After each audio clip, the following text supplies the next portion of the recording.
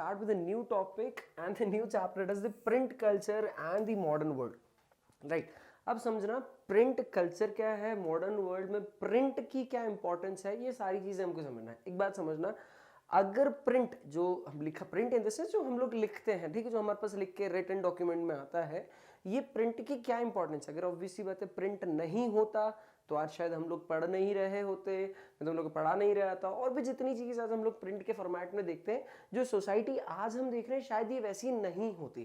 ठीक है, तो print is very important part of our life. Like मेरे भाई शर्ट है, टी शर्ट है, तो टी शर्ट पे ये प्रिंट करा है, इट इज ऑल्सो. मेरे घड़ी पहनी है, घड़ी के अंदर लिखा है, it is also part of print. Like each and everything we are using to in nowadays, we are using in our daily life is associated somewhere with the print part, right? तो अब ये जो print segment है, ये आया कैसे, ये पूरे एक प्रोसेस के अंदर चला कैसे.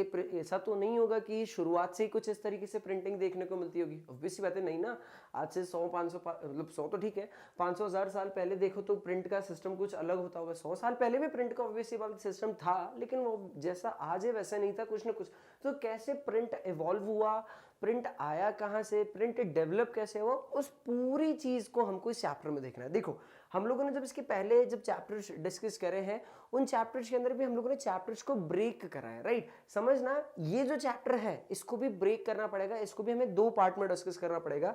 एक पार्ट वो है हिस्ट्री. देखो अगर हम लोग इंडिया में हिस्ट्री पढ़ रहे हैं तो इंडिया की हिस्ट्री बनाई किन लोगों ने, हम लोग के इंडिया की ऑलरेडी हिस्ट्री थी, लेकिन उसको पूरी बिगाड़ी, फिर वापस से रिकंस्ट्रक्ट करी यूरोपियंस ने. ठीक है, जब लोग ब्रिटिशर हमारे देश में 200 साल उन्होंने राज किया, तो उन्होंने इंडिया की हिस्ट्री को तो पहले डिस्ट्रॉय करा, और उनकी इंपॉर्टेंस को दिखाने के लिए यहाँ पर क्या करा, एक ब्रिटिश कॉन्ट्रास्ट भी रख दिया हमारे इंडियन हिस्ट्री में, राइट. तो पहले समझते हैं कि जो एक्चुअल हिस्ट्री है इंडिया की, जो हमको कोर्स में देखना है, वो किस पार्ट से होगी, वो 2 पार्ट से होगी. पहला पार्ट वो होगा जो कि हम लोग यूरोपियन सेगमेंट के थ्रू देखेंगे, जो पूरा प्रिंट का सेगमेंट है वो यूरोपियन पर्सपेक्टिव से देखेंगे, और एक पर्सपेक्टिव इंडियन पर्सपेक्टिव से देखेंगे. गेटिंग में देखो, अभी हम लोग चैप्टर स्टार्ट भी नहीं कर रहे ना, चैप्टर हम लोग देख रहे हैं कि चैप्टर में हम करने क्या वाले हैं. तो ये जो चैप्टर, ये जो पार्ट होगा जो यूरोपियन कॉन्ट्रास्ट में होगा, इसमें हमको पूरा यूरोपियन विजन दिखेगा. ठीक है, कि जो प्रिंट है वो यूरोप में कैसे फैला, यूरोप से फिर कैसे उनकी कॉलोनीज में आया, और किस तरीके से प्रिंट का पूरे वर्ल्ड के अंदर एक इंपॉर्टेंस देखने को मिला, राइट. और दूसरा सेगमेंट कहाँ पर देखा कि इंडिया में प्रिंट कैसे आया, कैसे इंडिया में प्रिंट होता था, और फिर वो आगे किस तरीके से बढ़ा. तो ये 2 पार्ट में हम लोग को प्रिंट को देखना है, मतलब इस पूरे चैप्टर को हम लोग को 2 पार्ट में समझना है. हम लोग सबसे पहले इनिशियली समझते हैं कि भाई ये जो प्रिंट का कल्चर है, ये जो प्रिंट का सेगमेंट है, ये आया कहाँ से, फिर यूरोप गया, और फिर किस तरीके से पूरी दुनिया में फैला. तो सबसे पहली बात समझना, जो प्रिंट कल्चर है ये यूरोप का पार्ट नहीं था. ठीक है, हमको यूरोपियन पर्सपेक्टिव देखना है, लेकिन ये यूरोप में आया नहीं था. ठीक है, सबसे पहले प्रिंट आया कहां पर, तो सबसे पहले प्रिंट आया सर चाइना में. ठीक है, फिर चाइना से कोरिया, जापान, मतलब इस तरीके से कंट्रीज में फैलता गया, और फिर वहां से जर्मनी, मतलब फिर यूरोप में फैला, और फिर यूरोप से जो जो उसकी कॉलोनीज थी वहां पर पहुंचा. अब समझो कि ये चैप्टर हम लोग को क्या बताना चाह रहा है, ये उसके बारे में समझना कि प्रिंट के बारे में क्या बोल रहे हैं हम लोग को, कि प्रिंट जो है हम लोग को देखते हैं वो हर जगह हमको एविडेंस उसका देखने को मिलता है, जो ऑलरेडी मैंने बताया, चाहे वो बुक हो, चाहे वो कोई जर्नल हो, चाहे न्यूज़पेपर हो, कोई भी फेमस पेंटिंग हो, हर जगह एवरी डे हम जो भी चीज़ें देखते हैं वहाँ पर हमको क्या देखने को मिलता है, प्रिंट देखने को मिलती है, या प्रिंट का कहीं ना कहीं, जैसे चाहे मेरा कैलेंडर देख लूँ, चाहे कोई न्यूज़पेपर का देख लूँ, कोई आर्टिकल देख लूँ, कोई एडवर्टीजमेंट देख लूँ, कोई म्यूजिक एल्बम रिलीज होती तो उसके ऊपर देख लेते, कोई मूवी रिलीज होती, तो हर जगह पर हमको क्या देखने को मिल रहा है, प्रिंट का इंपॉर्टेंस देखने को मिल रहा है. ठीक है, तो the important topic, the first printed books. अब जो फर्स्ट प्रिंटेड बुक्स है ये आई कहाँ से, मतलब प्रिंट का कल्चर आया कहाँ से. तो मैंने तुमको बताया कि जो अर्लीस्ट टेक्नोलॉजी है प्रिंट की वो कहाँ पर थी, चाइना, जापान और कोरिया. मतलब पहले चाइना में आई, चाइना से जापान, जापान कोरिया, मतलब इन्हीं 3 कंट्रीज में आसपास ये क्या हुआ, फैलता गया. तो सबसे पहले सर ये जो चाइना के अंदर टेक्नोलॉजी थी, ये टेक्नोलॉजी क्या थी. देखो अभी हम लोगों को बिल्कुल हम लोग को ना चैप्टर के डिटेल में जाना है, हम लोग को सिर्फ चैप्टर को समझना है, डिटेल हम लोग धीरे धीरे ऑटोमेटिकली चले जाएंगे। सबसे पहली चीज समझो कि प्रिंट, जब जो हम लोग आज पेपर में प्रिंटिंग देखते हैं, अब तुम समझो print in the sense paper के ऊपर कोई चीज प्रिंट होकर आ रही है। तो जब पेपर के ऊपर कोई चीज प्रिंट होकर आ रही है तो ये अभी हमारे पास टेक्नोलॉजी है कि आप इसको प्रिंटर के थ्रू प्रिंट कर लेते हो, ठीक है। इनिशियली तो ये टेक्नोलॉजी नहीं होगी, तो इनिशियली लोग जो अपने माइंड में आइडियाज होते थे इसको लिखते थे ना, मतलब ये जो आइडिया उनके माइंड में आया, अगर वो किसी को कन्वे करना है तो वो लिख लेंगे। तो सबसे पहले, सबसे दुनिया में जब लिखने के बाद जब प्रिंट का कल्चर आया तो पहला कंसेप्ट कौन सा था? हैंड पेंटिंग वाला सिस्टम या हैंड रिटन कंसेप्ट आता था, ठीक है। जितने भी हमारे पुराने जमाने के अंदर जब हम लोगों ने ऋषि महात्मा, जो हमारे इंडिया कल्चर बता रहा हूँ, हमारे जो ऋषि महात्मा लोग थे, ये लोग के क्या करते थे, इन लोगों के पास खुद के अपने डेटा होता था, ठीक है। इनका डेटा मतलब इनके जो पुराण ये लोग थे, हम लोग मूवीज के अंदर भी देखते हैं, हम लोग को भी पता है कि जो जितने भी पुराण थे वो काय पे लिखे जाते थे? हैंड रिटन होते थे। गणेश जी का एक बहुत तुम लोग को पता है, महाभारत किस तरीके से लिखी गई है, रामायण किस तरीके से लिखी गई है, ये जितने भी हमारे मैन्युस्क्रिप्ट थे ये किस तरीके से लिखे गए थे? ये हैंड रिटन थे, ठीक है। गोस्वामी तुलसीदास जी ने लिखी रामायण, तो उन्होंने भी हैंड रिटन, क्योंकि उस समय तो कंप्यूटर था नहीं, उस समय तो कोई दूसरी टेक्निक नहीं थी। तो इनिशियली जो प्रिंट का कल्चर है वो किस बेस पे था? हैंड रिटन कंसेप्ट था, ठीक है। अब एक बात समझना है, हैंड रिटन जब कंसेप्ट होगा तो इट इज वेरी डिफिकल्ट। भाई अब हाथ से लिखते जा रहा हूं तो मैं कितनी कॉपीज लिखूंगा हाथ से? मैंने एक कॉपी लिख दी, वो उसका ओरिजिनल मैन्युस्क्रिप्ट होगा, फिर उसके बाद क्या होगा? वो उसको कॉपी करूंगा मैं, राइट, समझ रहे हैं? मैं उसको कॉपी करता जाऊंगा। अब कॉपी करते तो कॉपी करना कितना बोरिंग टास्क है, गेटिंग मी, समझ रहे हो? कॉपी करना कितना लेथार्जिक वर्क होगा कि भाई वो जैसा का जैसा लिखा है वैसा का वैसा मेरे को कॉपी करना है, ठीक है। मुझे चाहे समझ आए चाहे ना आए, मेरे को जो वैसा का वैसा सिर्फ उसको कॉपी करना है। तो ये कॉपी वाला वर्क चलता रहा, ठीक है। फिर क्या हुआ? जब ये काम ज्यादा बोरिंग होने लगा, काम के अंदर हम लोग को ज्यादा, और पहली बात समझना, जब मैं कॉपी कर रहा हूँ, मैं चीजें वो बता रहा हूं कि क्यों प्रिंट का कल्चर एस्टैब्लिश हुआ है, ठीक है। अभी जब हैंड रिटन मैन्युस्क्रिप्ट्स थे, तो हैंड रिटन मैन्युस्क्रिप्ट्स को अगर मुझे उसको लोगों तक पहुंचाना है तो मुझे क्या करना पड़ेगा? उसको वापस कॉपी करना होगा, राइट। तो कॉपी करने के लिए क्या करना है? उन्होंने देखा कि यार हाथ से वो किसी और व्यक्ति ने लिखा, फिर उसको फटाफट वो ऐसा का ऐसा किसी दूसरे व्यक्ति ने उसको कॉपी करा, फिर वो तीसरे व्यक्ति ने कहा, तो 2-3 कॉपीज बनते कि ज्यादा कॉपीज आप उसकी नहीं बना पाते थे। तो उन्होंने सोचा कि यार कोई ना कोई दूसरा ऑल्टरनेटिव मुझे सर्च करना है। तो चाइना ने क्या करा, यहां पर उन्होंने बताया कि चाइना में नई टेक्नोलॉजी आई। उन्होंने क्या करा, जो वुड ब्लॉक्स होते थे इसके ऊपर उन्होंने क्या करा? प्रिंट कर, मतलब वुड ब्लॉक्स की मदद से उन्होंने प्रिंटिंग स्टार्ट करी। अब वुड ब्लॉक्स की मदद कब? पहली बात ये बहुत कॉमनली पूछा जाता है कि जैसे अगर कोई भी कॉम्पिटिटिव एग्जाम्स अपन देते हैं लाइक एनटीएसी वगैरह, तो एनटीएसी में पूछते हैं कि भैया कि जो सबसे पहला क्वेश्चन एनटीएसी के लेवल से कि भाई सबसे पहली प्रिंटिंग कहाँ पर देखने को मिली, या सीबीएसई भी पूछता है तो सबसे पहली प्रिंटिंग कहाँ देखने को मिली 1 मार्क्स क्वेश्चन में, तो सर सबसे पहली प्रिंटिंग हमको देखने को मिली चाइना में। चाइना के बाद ये कहाँ पर गई? तो चाइना, जापान और कोरिया के अंदर हमको देखने को मिली। फिर उसके बाद क्या देखा कि जो प्रिंटिंग थी चाइना में, कौन सी टेक्नोलॉजी से प्रिंटिंग चलती थी? तो सर उस टाइम पे इनिशियली तो क्या होता था? हैंड रिटन मैन्युस्क्रिप्ट होती थी। उसके बाद क्या होने लगा? जो वुड ब्लॉक्स पैटर्न वाली टेक्नोलॉजी थी, यहां पर ही वुड ब्लॉक्स टेक्नोलॉजी आई।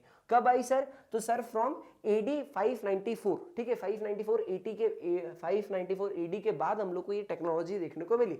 अब इस टेक्नोलॉजी का हम लोग फोटो दिखाते हैं।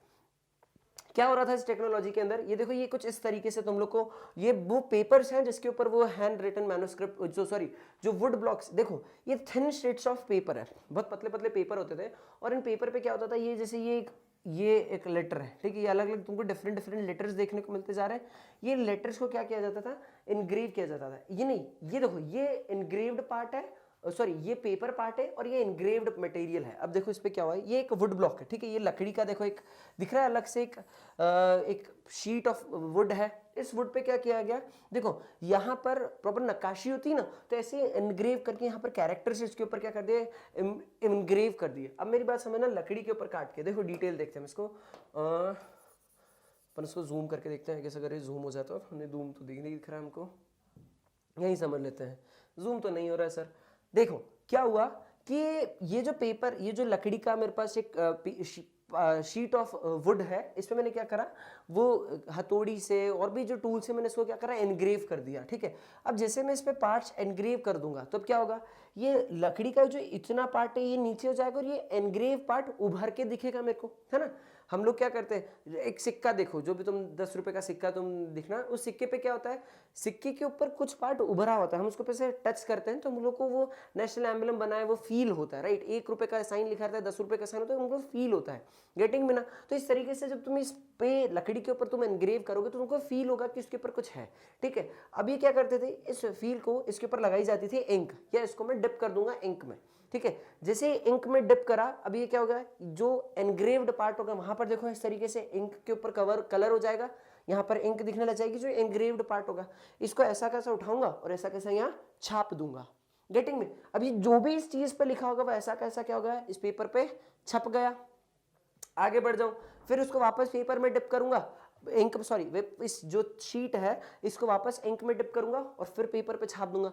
तो ये जो वुड ब्लॉक्स टेक्निक थी, ठीक है, इसको क्या करते थे हम लोग, सॉरी जो चाइना के अंदर इस तरीके से वहां पर प्रिंट का कल्चर स्टार्ट हुआ, ठीक है।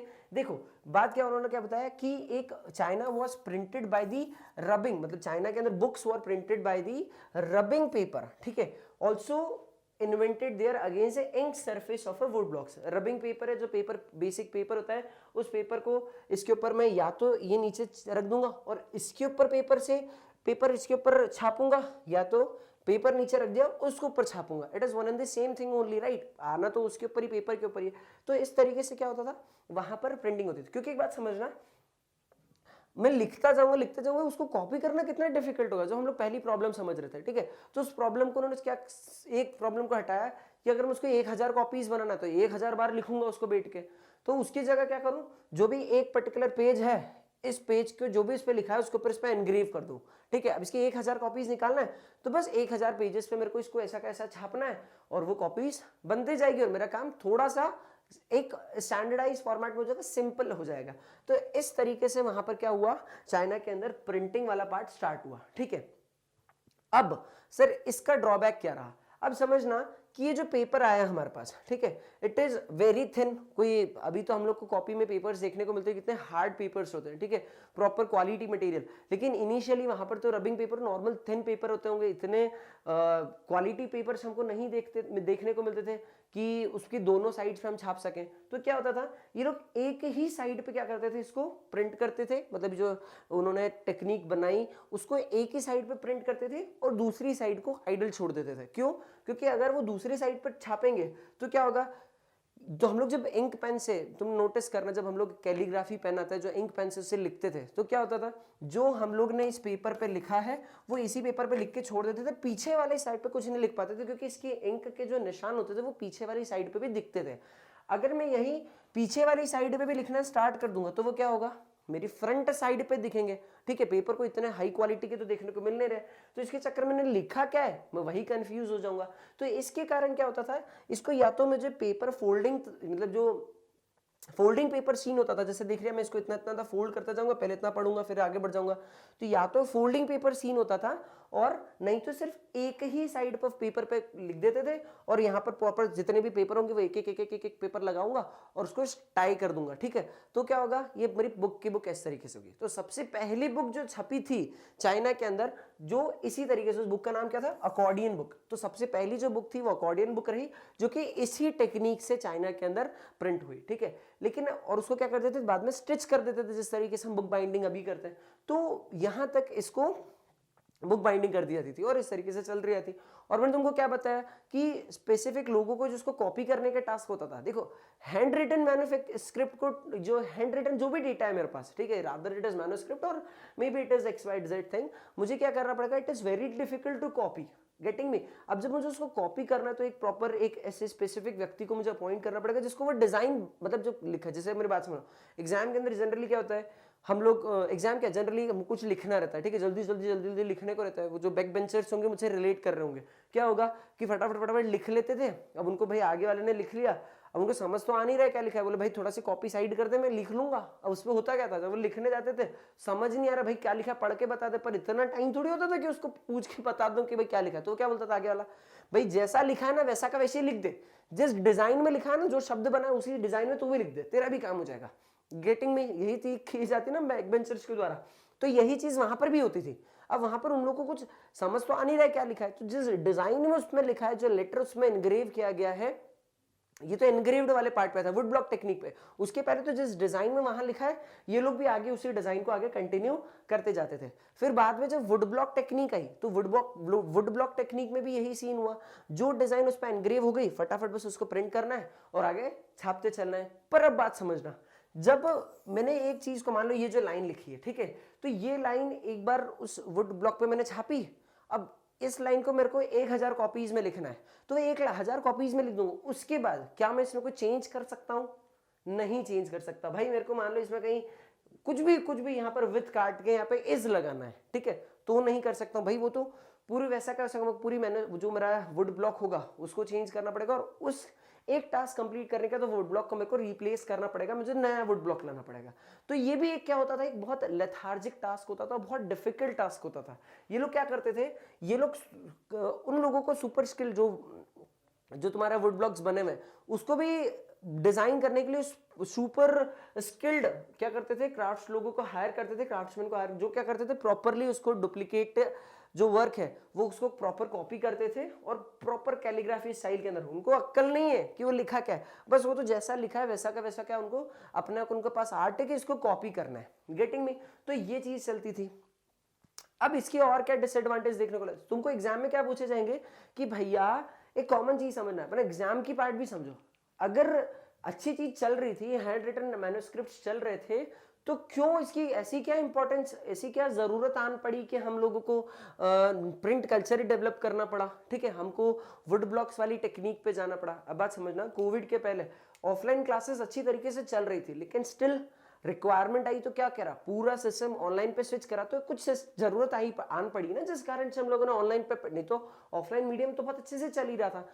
अब ऑफलाइन के कुछ ड्रॉबैक्स होंगे तभी तो ऑनलाइन पे स्विच हुआ ना। तो इसी तरीके से यहां पर भी रहा कि जो हैंड रिटन मैन्युस्क्रिप्ट्स होती थी, जो हैंड रिटन टेक्निक होती थी, उसके कुछ ड्रॉबैक्स देखने को मिले, ठीक है। तो उसके कारण क्या हुआ, नई टेक्निक है, भाई कितनी कॉपीज लिखूंगा मैं उसको, कितने, वो बहुत कॉस्टली पड़ जाएगी, क्योंकि सेम टू हम लोगों ने पढ़ा ना, इसमें कोई स्किल्ड क्राफ्ट्समैन को हायर करना पड़ेगा जो जैसा वो लिखा है वैसा का वैसे कॉपी कर सके, ठीक है, और प्रॉपर क्रिएटिव डिजाइन के अंदर।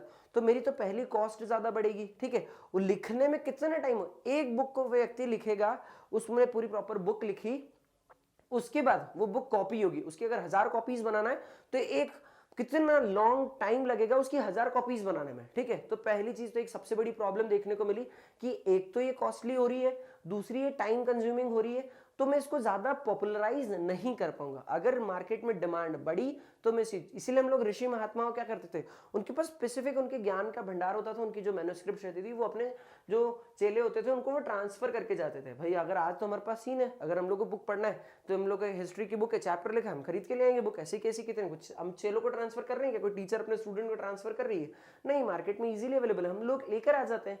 ये सेगमेंट पहले नहीं हो पाता था, ठीक है। फिर उन्होंने क्या करा, इसकी स्पीड को बढ़ाने के लिए हैंड रिटन मैन्युस्क्रिप्ट से वो लोग क्या हो गए, वुड जो सिस्टम, वुड क्राफ्ट हम लोगों ने देखा, तो वुड पे क्राफ्टिंग करते थे और उसके ऊपर से उन्होंने आगे नई टेक्निक लेकर आ गए। अब इसके बाद भी यहाँ पर हमको कुछ ना कुछ इसके ड्रॉबैक्स देखने को मिले, जो हम लोगों ने समझे कि यार भाई ये प्रॉब्लम हम लोग को देखने को मिल रही है। फिर ये जब ड्रॉबैक्स आए तो उसको उन्होंने रिप्लेस करा विद दी मॉडर्न वर्ल्ड, जो हम लोग का अब जो पेपर प्रिंटिंग हम लोग को देखते थे मॉडर्न मशीन्स के थ्रू, वो टेक्निक वहां पर आई और मॉडर्न प्रिंटिंग ने इस चीज को हटाया। और मॉडर्न प्रिंटिंग के भी भाई पेपर के ड्रॉबैक्स है, जिसको अब हम लोग डिजिटल प्रिंटिंग के थ्रू क्या कर रहे हैं, उसको सॉल्व करें। तो इस तरीके से प्रिंटिंग इवॉल्व होती जा रही है। अब इनिशियल फेज समझो क्या हुआ कि डिमांड कैसे बढ़ी वहां पर बुक्स की, ठीक है। मैं क्या बोल रहा हूँ, बुक्स की जब डिमांड बढ़ेगी तभी हम लोग को ज्यादा बुक्स, अगर डिमांड बढ़ी नहीं रही तो मैं बुक्स क्यों बनाऊंगा। क्या होता था, बुक्स की डिमांड कैसे बढ़ी, जो पूरा चाइना के अंदर, इनिशियली चाइना में क्या होता था, हर कंट्री में अपना एक ब्यूरोक्रेटिक सिस्टम होता है, ठीक है। लाइक ब्यूरोक्रेटिक सिस्टम में कौन लोग आते हैं, कलेक्टर्स आते हैं, ठीक है, एसपी डीएसपी जो भी तहसीलदार हो जाते हैं, मुख्य सचिव अगर होते हैं, ये सब लोग किसके अंदर आते हैं, सेक्रेटरी वगैरह, ये एक ब्यूरोक्रेटिक सिस्टम में आते हैं। तो ये ब्यूरोक्रेटिक सिस्टम को अपॉइंट करने के लिए चाइना के अंदर क्या होती थी, एग्जाम होती थी। लाइक हमारे इंडिया में यूपीपीएससी होती है, सॉरी यूपीएससी होती है, ठीक है, अलग अलग अपनी स्टेट की अपनी पीएससीज होती है। तो हर पब्लिक सेक्टर जो एग्जामिनेशन होती है, ठीक है, जिसके अंदर क्या किया जाता है, जैसे पब्लिक सर्विस कमीशन अपन लोगों ने देखा, ये क्या करते हैं, जो ब्यूरोक्रेट्स होते हैं उनको अपॉइंट करते, तो उनके लिए क्या हुआ, एक एंट्रेंस एग्जाम हुई। अब एंट्रेंस एग्जाम हुई तो ऑब्वियसली कुछ पढ़ना होगा, तो वो पढ़ने के लिए क्या करते थे, ये बुक्स उनको लगती थी, ठीक है। जो एंट्रेंस एग्जाम उनको देना है उसके लिए उनको क्या चाहिए रहती थी, बुक चाहिए रहती है। ऐसा तो होगा नहीं उड़ के आ रही चीजें उनको एक बार फटाफट याद हो गई और वो कंटिन्यू करते जाएंगे, नहीं ना, ऑब्वियस ही बात है। तो क्या हुआ, अब वो बुक वाला सिस्टम की रिक्वायरमेंट पढ़ने लगी, ठीक है। और ये जो एंटायर सिस्टम ऑफ ब्यूरोक्रेट्स है, इसको कौन स्पॉन्सर करता था, ये चाइना का इंपीरियल स्टेट, मतलब वहां के जो राजा महाराजा होते थे, ये इस चीज को कंट्रोल करते थे, इसको स्पॉन्सर करते थे, ठीक है। तो they were the major producer for the printed material. वो क्या करते थे, उनको जो भी एग्जाम कंडक्ट कराना है उसके लिए जो भी क्वेश्चंस होंगे, जो भी थ्योरीज होंगी, वो सब क्या करते थे, उस बुक के अंदर प्रिंट करते थे और उसको क्या करते थे, सेल करते थे। अब चाहे वो वुड ब्लॉक टेक्निक से करें, चाहे हैंड रिटन मैन्युस्क्रिप्ट से करें, पर हैंड रिटन मैन्युस्क्रिप्ट से डिफिकल्ट था, इसीलिए वुड ब्लॉक टेक्निक आई, क्योंकि 1000 बुक छापना है तो वह 1000 एक बार मैं उसके पर पेपर के वुड ब्लॉक्स बनाता जाऊंगा और उसको 1000 बार छापता जाऊंगा, तो वो थोड़ी सी प्रोसेस मेरी ईजी हो जाएगी। तो इस तरीके से क्या हुआ, जो इंपीरियलिज्म सिस्टम, इंपीरियल सिस्टम था कहाँ का, चाइना का, उसने बहुत समय तक क्या करा, बुक को प्रिंट करा। जैसे उन्होंने, हम लोगों ने बताया जो सिविल सर्विस एग्जामिनेशंस होती है, ठीक है, तो उन एग्जामिनेशंस के लिए क्या हुआ था, ये क्रिएट हुआ, प्रिंटिंग की रिक्वायरमेंट पड़ी, ठीक है। Text book for this examination were printed in vast number under the sponsorship of imperial state. We have discussed it already, ठीक है। Now from the 16th century the number of examination candidates went up, that increased the volume of print. Point क्या है, अभी हम समझ रहे थे कि 1000 है तो उसके लिए वो लोग उस तरीके से प्रिंट कर लेंगे, भाई मेरे 100 लोग होंगे, 50 लोग होंगे तो चलो मैं हैंड रिटन मैन्युस्क्रिप्ट कर लूंगा। लेकिन जैसे वे 1000, 2000, 5000, जैसे उसका साइज ऑफ पॉपुलेशन इंक्रीज होगा, जो लोग एग्जाम के लिए अपीयर हो रहे हैं, तो ऑब्वियसली बात है मुझे बुक्स की रिक्वायरमेंट ज्यादा पड़ेगी। तो इस तरीके से उन्होंने क्या करा, वॉल्यूम ऑफ प्रिंट को प्रमोट करा और वॉल्यूम ऑफ प्रिंट बढ़ी। तो बाय द 16th सेंचुरी क्या हुआ, ये प्रिंट का जो कल्चर है वो डेवलप होने लगा, उसकी रिक्वायरमेंट ज्यादा बढ़ने लगी। फिर धीरे धीरे क्या हो गया, जब ये कल्चर ब्लूम हुआ चाइना के अंदर, तो प्रिंट भी डाइवर्सिफाई होने लगा। अब लोगों को प्रिंट की और भी रिक्वायरमेंट थी। अब सिर्फ प्रिंट जो है वो स्कॉलर्स और ऑफिशियल्स के द्वारा ही इसकी रिक्वायरमेंट नहीं रखी, कि अभी तो पहला रीजन क्या था कि सर वो जो सर्विस एग्जामिनेशन होती है, सिविल सर्विस एग्जामिनेशन होती है, जैसे हमारे इंडिया में मैंने बताया यूपीएससी होती है और हर एग्जाम की अपनी पीएससी होती है, तो उनके लिए एंट्रेंस एग्जाम के लिए क्या कर रहे थे, वो लोग बुक लिख रहे थे। लेकिन अब धीरे धीरे जैसे जैसे कल्चर फैलते गया, लोगों को इन्फॉर्मेशन मिलते गई, तो अब क्या हो गया, प्रिंट सिर्फ जो बुक के रीडिंग है वो सिर्फ क्या हो गया, इन ऑफिशियल्स और स्कॉलर तक की ही सीमित नहीं रह गया, अब इसका और एरिया बढ़ते गया। अब लोग क्या करते थे, उसको एवरीडे लाइफ के अंदर भी यूज करने लगते थे। अब लोग एवरीडे लाइफ यूज में सबसे पहले कौन आए, सबसे पहले आए मर्चेंट्स। अब एक बात समझना, मर्चेंट्स क्या करते थे, मेरी बात समझना, कि जो मर्चेंट्स हैं वो लोग ट्रेड करते थे। अब वो लोग डोमेस्टिक ट्रेड भी कर रहे हैं और इंटरनेशनल ट्रेड भी कर रहे हैं। अब जब वो ट्रेड कर रहे हैं तो इतनी सारी ट्रेड को याद कैसे करेंगे, समझ में आ रहा है कि मैंने माल इतना इसको बेचा, ये वाला माल यहाँ से खरीदा, इसकी इतनी वेराइटीज मेरे पास है, it will be very difficult to store each and everything in their mind, right. तो लोग क्या करते थे, उसको लिखने लग जाते थे, उसको स्टोर करने लग जाते थे। तो वहां पर क्या हुआ, ये जो मर्चेंट्स हैं उन्होंने क्या करा, उस ट्रेड इंफॉर्मेशन को कलेक्ट करने के लिए प्रिंटिंग का यूज करने लगे। फिर आगे क्या बढ़े, लोगों की अब और रीडिंग हैबिट डेवलप हो गई। पहले तो it was a leisure habit, देखो मैंने बताया कि रीडिंग एक लेजर एक्टिविटी, लोगों आज हम लोग को पढ़ना जब रहता है तो कहते हैं डिफिकल्ट टास्क लगता है ना, बट इस टाइम पे रीडिंग एक लेजर एक्टिविटी के तौर पे बढ़ी। तो इस कारण से प्रिंट का जो कल्चर था वो फैला। फिर क्या हुआ, धीरे धीरे जो लोगों थे, मतलब जो वहां लोग थे, वो लोग क्या करते थे, जब रीडरशिप बढ़ती गई तो उन्होंने क्या करा, अब वो किस तरीके की चीज पढ़ना प्रेफर करते थे, उन्हें बताओ। फिक्शनल नैरेटिव्स पढ़ना प्रेफर करते थे, पोएट्री, ऑटोबायोग्राफीज, ठीक है, एंथ्रोलॉजीज, लिटरेचर, ये अलग अलग चीजों को क्या करना था, वो लोग पढ़ना प्रेफर करते थे। अब तुमको एग्जाम में आंसर आएगा कि वो लोग क्या प्रेफर करते थे या क्यों रीडिंग की हैबिट, मतलब क्यों, अगर तुमसे क्वेश्चन पूछा जाए कि भैया क्यों प्रिंट कल्चर इतना ज्यादा प्रमोट हुआ, क्या ऐसी रिक्वायरमेंट आई, तो तुम बताओगे कि पहला फेज तो हम लोगों ने पढ़ा कि वो जो सिस्टम था, प्रिंट कल्चर आया because of the bureaucratic system, ठीक है, जो चाइना के अंदर उनके इंपीरियल सिस्टम के द्वारा कंट्रोल किया जाता था। फिर धीरे धीरे क्या हुआ, जैसे जैसे फैलने लगा, लोग अपनी डेली लाइफ एवरीडे लाइफ में उसको यूज करने लगे, जिसका एग्जांपल तुम लोग मर्चेंट्स का दे दोगे कि वो अपनी इंटरनेशनल या डोमेस्टिक ट्रेड्स को रिकॉर्ड करने के लिए ये यूज करते थे। फिर तीसरे नंबर पर डालोगे कि लोग जो कॉमन पीपल हैं वो अपनी लेजर एक्टिविटी के लिए, मतलब जब टाइम पास करते थे तो उसके लिए क्या करते थे, अपने रीडिंग करना स्टार्ट करते थे। हम लोग भी पढ़ते थे ना, चंपक बुक पढ़ने लग जाते थे, तो इस तरीके से कॉमिक बुक्स का प्रमोशन हम लोग यूज करते थे। तो यही सीन उन्होंने क्या करा, अब वो किस तरीके, भाई मैं तो भाई कॉमिक बुक पढ़ना पसंद करता था, ठीक है, और मेरे को ना जो डिटेक्टिव की स्टोरीज होती थी ना, ये पढ़ने बड़ा मजा आता था। तो मेरा एक अपना सेगमेंट है, ऐसे तुम लोग का अपना सेगमेंट होगा, हर किसी का एक अपना रीडिंग सेगमेंट होता है। तो ये लोग क्या करते थे, कुछ लोग फ्रिक्शनल नैरेटिव्स पढ़ना प्रेफर करते थे, मतलब वेरियस टॉपिक्स पे, कुछ लोग पोएट्रीज रीड करना पसंद करते हैं, ठीक है, कुछ लोग ऑटोबायोग्राफी, रोमांटिक प्लेस, तो ऐसे अलग अलग वेरियस काइंड ऑफ जो रीडिंग्स है जो उन्होंने अपने टाइम पास के लिए, लेजर एक्टिविटी के लिए क्या करने लगा, प्रमोट करने लगे। फिर धीरे धीरे क्या हो गया, जो रिच विमेन्स थी, जब उन्होंने पढ़ना स्टार्ट करा तो उनको खुद की सेल, भाई अब उनको भी इच्छा हुई कि यार मैं भी मेरी ऑटोबायोग्राफी लिखूं, तो उन्होंने भी क्या करने लगे, अपनी खुद की पोएट्रीज, अपने खुद के प्लेस, ये लोग क्या करने लगे। जब उन्होंने पढ़ा तो उनका माइंड ओपन हुआ, नहीं यार ये चीज हम भी कर सकते हैं, तो उन्होंने भी क्या करने लगे, अपनी विमेन्स ने भी अपनी जो राइटिंग्स थी उसको प्रमोट करना स्टार्ट कर दिया। जैसे अलग अलग बुक पब्लिश होती है, तो इसी तरीके से लोगों की अपनी हॉबीज हुई, ठीक है। जैसे भाई मुझे अगर एपीजे अब्दुल कलाम के बारे में पढ़ना है तो मैं उनकी जो बुक है विंग्स ऑफ फायर, इसको पढ़ लूंगा। मुझे गांधी जी को पढ़ना है तो मैं गांधी जी की ऑटोबायोग्राफी देख लूंगा।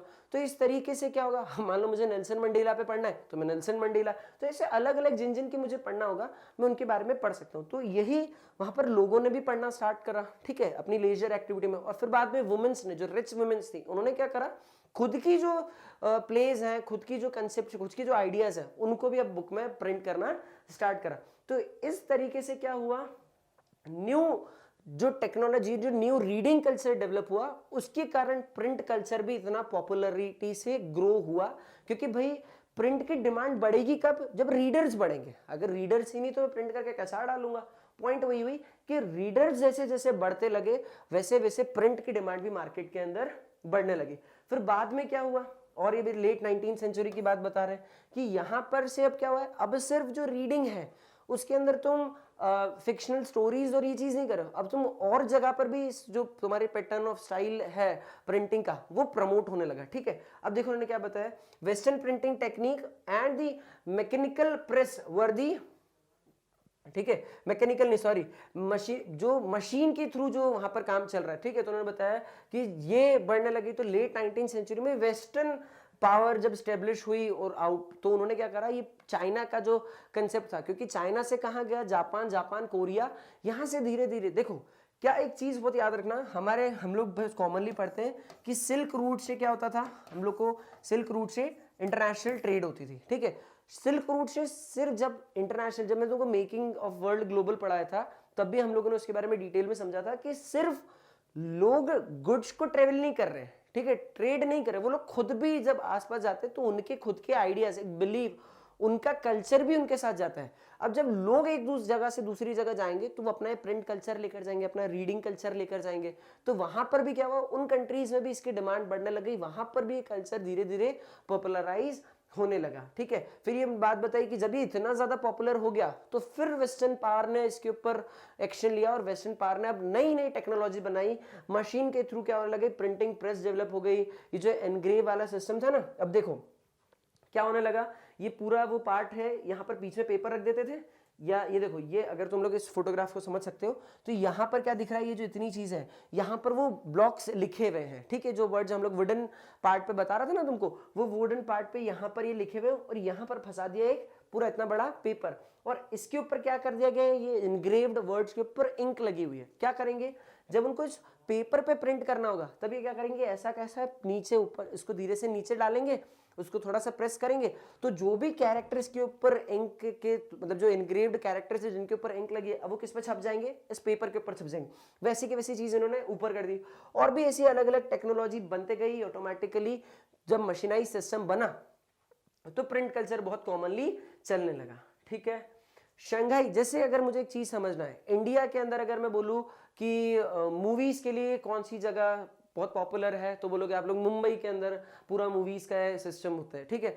ऐसे ही क्या होता था, शंघाई जो है चाइना के अंदर पूरा सॉरी जो चेन्नई है वहां पर प्रॉपर इंडस्ट्रियल हब है। तो ऐसे ही हर एक सिटी अपने लिए किसी न किसी चीज के लिए फेमस होती है। तो ऐसी जो शंघाई थी वो क्या हो गया, अब हब बन गया न्यू प्रिंट कल्चर का, क्योंकि अब यहाँ पर वेस्टर्न स्टाइल स्कूल से डेवलप हो गए जो क्या करते थे, ये मशीन्स के थ्रू प्रिंटिंग करते थे, ठीक है। From hand print now it is gradual shift to mechanical printing. अब ये धीरे धीरे जो हैंड प्रिंट होता था, जो हम लोग वुड ब्लॉक टेक्निक करते थे, उससे स्विच होकर हम कहां पर जा रहे हैं, मैकेनिकल प्रिंटिंग पे जा रहे हैं। और अब तो हमारी कौन सी प्रिंटिंग आ गई, डिजिटल प्रिंटिंग आ गई। तो अब हम डिजिटल प्रिंटिंग के ऊपर मूव कर रहे हैं, that is print in Japan. अब हम लोगों ने देखा कि भाई साहब पहले प्रिंट आया कैसे, सबसे पहले प्रिंटेड बुक कौन सी थी, ठीक है। अब हम लोग देख रहे हैं कि प्रिंट जापान में कैसा है। मैंने तुम लोग को एक स्टार्टिंग में बता दिया था कि सबसे पहले प्रिंट चाइना में आया, चाइना से जापान में गया, जापान से जापान कोरिया वाले रीजन में, और कोरिया वाले रीजन मतलब फिर यहाँ से यूरोप गया, ठीक है। तो ये पूरा एक प्रोसेस था कि कैसे जो प्रिंट कल्चर है ये पॉपुलराइज हुआ, ठीक है। अब हम लोगों ने चाइना का प्रिंट कल्चर समझा। चाइना में सबसे पहली जो बुक थी अकॉर्डियन बुक, वो प्रिंट हो गई। अब उसके बाद वो प्रिंट घूमते घूमते कहाँ गया है, जापान गया है। तो अब जापान में कैसे गया, उड़ के तो नहीं गया होगा। तो प्रिंट जो जापान में हुआ तो वो कैसे हो, देखो समझना। सबसे पहले जो चाइना में जापान के अंदर जो जनरली जो रिलीजन फॉलो किया जाता है दैट इज बुद्धिस्ट रिलीजन, ठीक है। तो अब क्या हुआ, जो बुद्धिस्ट मिशनरीज थे, ठीक है, मतलब जैसे जो उनके धर्म गुरु होते हैं, तो वो क्या हुए, वो इंडिया से, ऑब्वियसली बात है इंडिया से गए थे, जो बुद्ध थे, ठीक है, वो तो इंडिया से ही थे। तो वो यहाँ इंडिया से कहाँ गए थे, चाइना गए। अब चाइना से जो बुद्धिस्ट मिशनरीज है, जो उनके फॉलोअर्स है, वो कहाँ ट्रेवल हो रहे हैं, वो दूसरे पार्ट्स ऑफ द वर्ल्ड के अंदर अपने रिलीजन को प्रमोट करने के लिए जा रहे हैं। तो इन्होंने क्या करा, जो बुद्धिस्ट मिशनरीज थे ये चाइना से अब कहाँ गए, जापान में गए। तो चाइना से जब गए तो इन्होंने ऑब्वियसली वहाँ पर वो टेक्नोलॉजी देख ली थी कि अच्छा यहाँ पर इस तरीके से क्या हो रहा है, प्रिंटिंग हो रहा है। तो इन्होंने क्या करा, ऑब्वियसली इनको भी क्या रिक्वायरमेंट होती थी बुक्स की, ये भी बुक्स पढ़ते थे। तो ये क्या कर गए, वो जो वुड ब्लॉक प्रिंटिंग टेक्नोलॉजी थी ये अपने साथ लेकर कहाँ चले गए, जापान में चले गए। तो इस तरीके से कहाँ पर चाइना से क्या हुई, जापान के अंदर जो ये टेक्नोलॉजी थी, जो वुड ब्लॉक प्रिंटिंग थी, वो पॉपुलराइज हुई, वो फैली। कुछ 768 टू 770 AD के बीच में वो चीज़ वहाँ पर जापान में पहुंची, ठीक है। अब हम लोग, मैंने तुम लोगों को लास्ट लेसन में बताया था कि जो सबसे पहली बुक थी, जो चाइनीज बुक थी, उसको हम लोगों ने अकॉर्डियन बुक का नाम दिया। जो दूसरे नंबर की बुक, मतलब दूसरे इन द सेंस चाइना में फिर ऑब्वियसली बुक पब्लिश होती गई, लेकिन जो सबसे पहली जापानीज बुक थी, ठीक है, मैं क्या बता रहा हूँ, सबसे पहली चाइनीज बुक को हम लोगों ने अकॉर्डियन बुक बोला। सबसे पहली जापानीज जो बुक थी वो क्या नाम रखा था गया उसका, द डायमंड सूत्रा, ठीक है। तो यहाँ तक की चीज क्लियर करना है। एग्जाम में अगर क्वेश्चन आता है कि भैया सबसे पहली जो चाइनीज बुक या सबसे पहली बुक कौन सी है, तो आप अकॉर्डियन बुक का नाम बोलोगे। सबसे पहली जापानीज बुक के बारे में अगर जिक्र करा गया है तो आप बोलोगे द डायमंड सूत्रा या द बुद्धिस्ट डायमंड सूत्रा। देखो ये इस तरीके से बुक है, द डायमंड सूत्रा या द बुद्धिस्ट डायमंड सूत्रा, ठीक है। ये कुछ इस तरीके से क्या की गई थी, लिखी गई थी। गेटिंग मी, समझ में आया। ये भी वुड ब्लॉक टेक्निक से ही क्या की गई है, लिखी गई है। ये जो बुक थी, देखो यहां पर बता देता हूं एक चीज और, ये जो बुक थी ये 6 शीट्स ऑफ टेक्स्ट इसके अंदर कंटेन होती थी। और इसके अंदर देखो जैसे कुछ इलस्ट्रेशंस भी थे टेक्स्ट के साथ। ये जैसे बुद्ध हैं तो ये बुद्ध के कुछ इलस्ट्रेशंस, कुछ पिक्चर भी यहाँ पर वुड ब्लॉक प्रिंटिंग के थ्रू यहाँ पर क्या किए गए, प्रिंट करे गए हैं। और ये कुछ पिक्चर के साथ साथ टेक्स्ट भी कंटेन करती थी और उसकी 6 शीट्स इसके अंदर थी, ठीक है। नाउ अब धीरे धीरे क्या हो रहा है, जब बुक्स पे जब यहाँ पर प्रिंटिंग होने लग गई, वुड ब्लॉक प्रिंटिंग स्टार्ट हो गई, तो अब जो वुड ब्लॉक टेक्निक्स थी उसके थ्रू क्या हो गया, अब यहाँ पर उन्होंने बताया टेक्सटाइल पे भी वो प्रिंट होने लगी। टेक्सटाइल के बाद और जो चीज़ कॉमन नेचर में हम लोग को देखने को मिलती थी, जैसे प्लेइंग कार्ड्स हो गए, ठीक है, करेंसी नोट्स हो गए, तो इन चीज़ों पे भी क्या हो गया, जापान के अंदर ये चीज़। अब देखो क्या हुआ है, एक चीज़ कॉमनली समझना कि चाइना से चीज़ इंट्रोड्यूस हुई, चाइना में थोड़ी सी वो फैली, फिर उसके बाद वो कहाँ गया, जापान में जब गया वो टेक्नोलॉजी, तो जापान में वो और फ्लरिश हुई, ठीक है, उसमें और चेंजेस देखने को मिले, थोड़े और अपडेशन देखने को मिले। पहले चाइना में सिर्फ बुक लिखी जा रही थी, यहाँ पर अब क्या हो रहा है जापान के अंदर, उसके ऊपर हम लोग पिक्चर्स भी बना रहे हैं। और भी जैसे यहाँ पर उन्होंने बताया कि प्लेइंग कार्ड्स खेल रहे हैं, तो यहाँ पर भी उस चीज़ की ड्राइंग की जा रही, मतलब वो प्रिंटिंग हो रही है। पहले ये क्या होता था, ड्राइंग के माध्यम से की जाती थी, बट अब क्या होने लगा, ये भी चीज़ होने लगी, ये प्रिंट। करेंसी नोट्स जो है ये भी प्रिंट। पहले क्या होता था, करेंसी भाई प्रिंट अगर हो जाती तो हम लोग नोट्स अगर प्रिंट हो जाती तो कभी भी जो मेटेलिक कॉइन्स थे या जो हम बोलते हैं ना सोने की मोहर, अशरफियाँ, ये चीज़ कभी इंट्रोड्यूस ही नहीं होती। क्या हुआ था, डायरेक्टली पेपर करेंसी आती। बट अब क्या हुआ है, यहाँ पर जब प्रिंटिंग स्टार्ट हो गई तो पेपर करेंसी भी आने लगी, क्योंकि इसके ऊपर पॉसिबली प्रिंट होने लगा। तो इस तरीके से क्या हुआ है, जापान के अंदर प्रिंटिंग पॉपुलराइज हुई। अब यहाँ पर बताया कि जो मेडाइवल जापान था, यहाँ पर जो पोएट, ये लोग जो क्या करते थे, ये भी अपनी जो बातें थी, ये मतलब पोएट्स की पोएट्रीज हो गई, ठीक है, प्रोसेस हो गई, ये सब क्या करते थे, ये भी लिखते थे और उसे पब्लिश करते थे, ठीक है। और मार्केट के अंदर जो बुक्स थी वो चीप क्वांटिटी, मार्केट में जो बुक्स थी वो चीप रेट्स में अवेलेबल हुई और मार्केट में अबंडेंट भी होगी। क्यों, ऑब्वियसली बात है, देखो समझना, अपन और भी इस चीज को डिस्कस करेंगे। जो हैंड रिटन बुक्स थी, ये हैंड रिटन बुक्स को लिखने में बहुत ज्यादा टाइम लगता था, ठीक है। कॉपिंग भी एक एक्सपेंसिव क्या बोलते हैं, बिकॉज राइटिंग या लिखना भी तो एक आर्ट होता है ना, तो उसको कॉपी करना भी इट इज एन आर्ट, हर कोई थोड़ी लिख सकता है। तो वो एक्सपेंसिव होती थी, वो भी टाइम कंज्यूमिंग, पढ़ेंगे डिटेल में उस चीज को। तो वो चार्ज, उसको ऑब्वियसली बात है, उसका ज्यादा चार्ज होगा तो वो एक्सपेंसिव होगी। लेकिन जब यहाँ पर प्रिंटिंग होने लग गई तो प्रिंटिंग के कारण क्या हो गया, जो बुक्स थी अब वो सस्ते में आने लगे। अब सस्ते में आ गई तो ऑब्वियसली मार्केट में ज्यादा आएगी, तो market is flooded with these books. तो यहाँ पर अबंडेंट क्वांटिटी के अंदर यहाँ पर आ गई। अब जो विजुअल मटेरियल थे ये भी क्या होने लग गए, उस पर प्रिंट हो गए। जैसे मैंने तुमको बुक बताई थी, जापानीज बुक, सबसे पहली जो बुद्धिस्ट सूत्रा का हम लोगों ने नाम लिया था, तो बुद्धिस्ट सूत्रा में तुम लोग को इमेज दिखाई थी। तो अब क्या होने लगा है कि वहां पर इमेज भी पब्लिश होने लगी। तो उसके थ्रू क्या हो रहा है, इंटरेस्ट लोगों का डेवलप हो रहा है कि यार वाह यार भैया, इसके अंदर हम लोग को देखने को भी चीज मिल रहा है। पहले तो सिर्फ पढ़ने का रहता था, अब हम लोग कुछ विजुअल्स भी इसके अंदर देखने को मिल रहे हैं, ठीक है। अब जो विजुअल्स थे वो जैसे जैसे अर्बनाइजेशन फैलता गया, ठीक है, जब क्या होता था, जब रूरल कल्चर है तो रूरल कल्चर के अंदर इतनी ज़्यादा चीज़ें उनको लेना दे, अपने बिजी स्केड्यूल में व्यस्त रहते थे लोग, ठीक है। लेकिन जैसे जैसे अर्बनाइजेशन होता गया तो अब और डिमांड बढ़ते जा रही है, अब और डिमांड बढ़ते जा रही है, तो लोगों की और विजुअल पावर भी बढ़ते जा रही है, ठीक है। अब उन्होंने कुछ चीज़ देखी तो वो सोचते थे कि इसको भी हम लोग क्या करें। पहले तो ड्राइंग होती थी, अब ड्राइंग एक जैसी में को बनाना it is very difficult task, right. तो वो क्या करते थे, इसको प्रिंट करना, तो उसके लिए भी वुड ब्लॉक टेक्निक से यूज़ करके क्या होने लगी, जो चीज़ देख रहे हैं उसको प्रिंट करने लगे। जैसे क्या क्या बताया, पहले paintings depicted an elegant urban culture involving artist, courtesans and the tea houses gatherings, ठीक है। ये सब जहां पर क्या होते थे, मस्त आराम से चीजें ये लोग बनाते थे, देखते थे और उसको पब्लिश करते थे, ठीक है। जैसे इस तरीके से कुछ चीजें बता रहे हैं। तो नॉर्मल जो इन जनरल चीजें होती थी उसको लोग क्या करते थे, देखते थे और अब क्या करते थे, उसकी प्रिंटिंग करना स्टार्ट करते थे, ठीक है। आगे बात करते हैं, libraries and book stores were packed with the hand printed material of various types of books on the women. अब देखो किन किन चीजों पे, on women, musical instruments, calculations, T ceremony, flower arrangements, proper equity cooking and famous places. अब ये देखो यहाँ पर जो बुक्स होती थी वो इन सारे फैक्टर्स के ऊपर क्या होती थी, पब्लिश की जाती थी, रखी जाती थी, ठीक है। तो ये वो कल्चर रहा जो कहाँ पर रहा, ये पूरा कल्चर जापान में रहा।